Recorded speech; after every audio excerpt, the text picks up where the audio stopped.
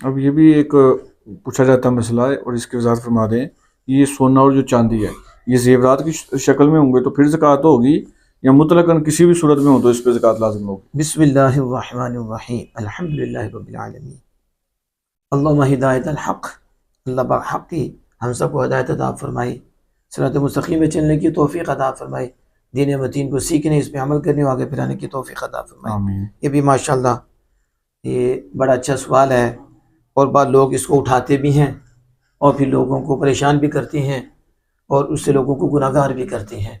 وہ کہتے ہیں کہ جو پڑا ہوا سونا ہے اس پہ تو زکوٰۃ ہے، لیکن جو استعمال شدہ ہے اس پہ زکوٰۃ نہیں ہے۔ حالانکہ ایسی بات نہیں ہے، ڈلی ہو جی، اس پہ بھی زکوٰۃ آئے گی، زیور ہو اس پہ بھی زکوٰۃ آئے گی، برتن ہو اس پہ بھی زکوٰۃ آئے گی۔